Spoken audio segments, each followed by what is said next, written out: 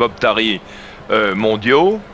Oui, les Français ont réussi le doublé au championnat d'Europe à Barcelone. Hein. Et ils ont des temps de référence. Et je pense que le but pour Mekhissi, en dehors de la victoire qui est quand même capitale, c'est de battre le record d'Europe. Le record d'Europe qui est détenu par le Français Bob Tari. Alors là, ils se connaissent parfaitement.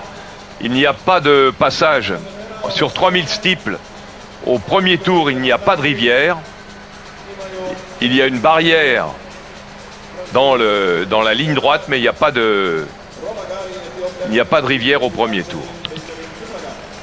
Donc si l'objectif de Mekhissi c'est de battre le record d'Europe et record de France de Bob Tari, il doit courir en moins de 8 minutes 1 seconde 18. Et ce qu'on peut dire, c'est que voilà encore, comme tout à l'heure, un 3000 mètres steeple qui part sur un rythme élevé.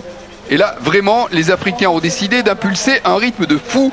Ils ne sont plus que 3 à suivre. Et même Mekhissi est en train de se demander s'il doit suivre le rythme échevelé que Matelong et Kiplagat sont en train d'impulser à cette épreuve. Oh, ils ont bien raison parce qu'ils savent que Mekhissi, à la sortie de la rivière du dernier tour, voilà, il y en a un qui part et l'autre va couper son élan de façon à donner l'impression d'un faux rythme. Alors que c'est dommage parce que cette course partait bien, mais on revient sur le triple saut pour le 3e essai de celui qui mène le concours. S'il n'y a pas eu de changement pendant le départ du 3000 mètres steeple, ils vont pas nous casser notre course quand même. Ils vont pas nous casser notre course là.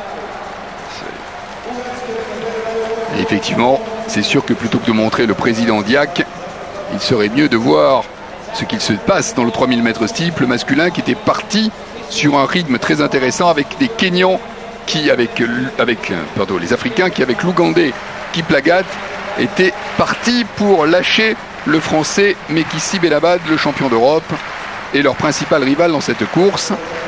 On va revenir, Jean-Claude, sur le 3000 mètres steeple après l'essai de Copello, le Cubain, qui mène le concours du triple saut avec un triple bond à 17,25 m. Cet essai est raté. On peut donc s'en aller tout de suite pour revenir sur le 3000 mètres steeple où il s'est effectivement passé des choses puisqu'il n'y a plus qu'un Africain en tête mais qui a fait un trou considérable. Et derrière, Mekhissi est en train de regarder ce qui se passe et de laisser à d'autres le soin d'aller chasser le concurrent qui s'est ainsi détaché et qui passe. C'est toujours l'Ougandais Kiplagat au 1000 mètres avec une avance assez considérable. Il est pile sur les bases du record de France là. C'est le record de France qui est le record d'Europe. Hein.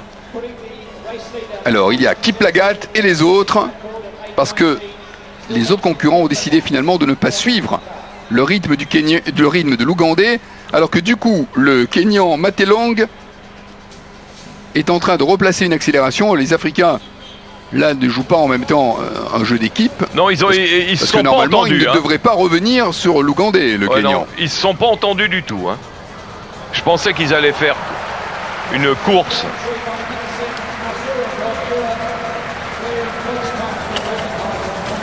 Ouais. Mais qu'ici a adopté pour la barrière un passage avec un relais, c'est-à-dire il saute, il pose. Alors, je ne sais pas, mais il a quand même pas l'air tout à fait au mieux alors qu'on voit là les 3 Africains aux 3 premières places. Ça y est, il se replace. Il vient de doubler Taher le Bahreïni pour venir se replacer derrière les 3 Africains avec toujours donc Kiplagat qui s'est échappé, l'Ougandais, et derrière le Kenyan Matelong et l'Éthiopien Roba Gari qui sont en train de revenir sur Kiplagat. Et Mekhissi est revenu dans la foulée des Africains. On est reparti pour une nouvelle accélération. Là, c'est typiquement la course à l'africaine. J'accélère, je ralentis, j'accélère. Et on voudrait quand même réussir maintenant à suivre ce qui se passe sans aller voir tous les officiels présents dans la tribune. Il y en a sûrement beaucoup. Parce que ça devient absolument passionnant.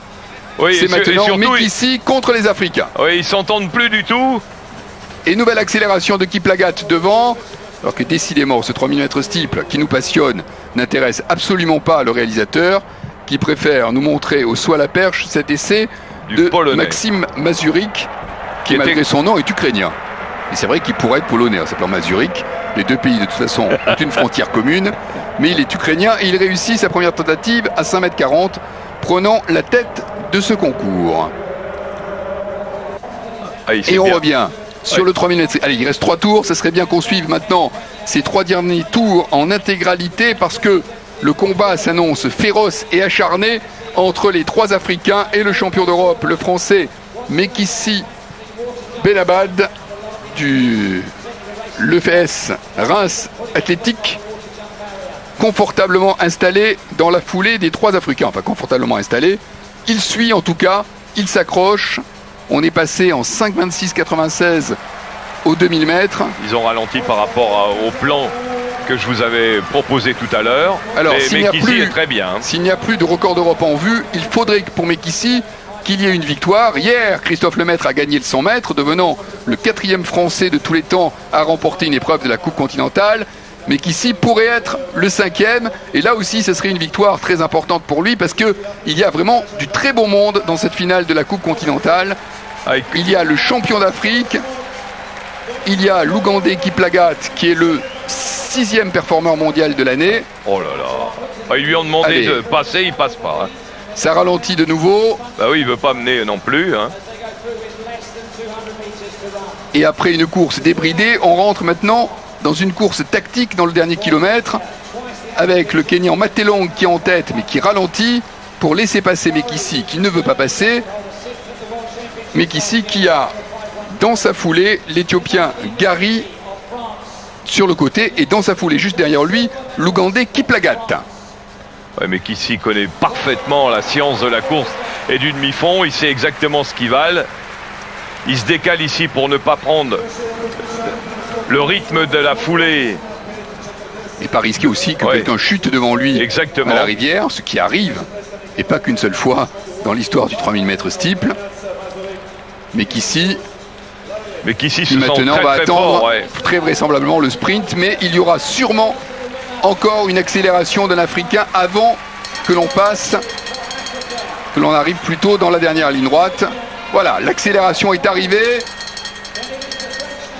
Ils ne sont plus que 2 Africains et Mekissi suit comme il peut dans la foulée. C'est Kiplagat qui a lâché, Matelong qui est toujours devant avec Gary. Mekissi qui est en train de piocher maintenant sur la nouvelle accélération de Matelong et de Gary.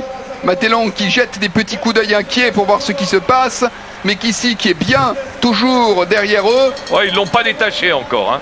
Ça va être très difficile, ça va arriver au sprint. C'est le passage de la rivière comme tout à l'heure qui va peut-être se révéler décisif. Avec Matelong, Gary qui passe. Mekissi qui est bien à la corde, qui est gêné par Matelong. Et sur le sprint, c'est Gary l'Éthiopien qui lance le sprint en tête. Avec maintenant la dernière barrière, avec Mekissi qui la passe, mais qui s'affaiblit derrière, Matelong qui accélère, Mekissi qui va peut-être revenir. Non, c'est Matelong qui gagne devant Gary, doublé africain, et Mekissi se contente de la 3e place. Ça a été difficile pour lui, cette fin de course. Ouais, course tactique épouvantable. Hein.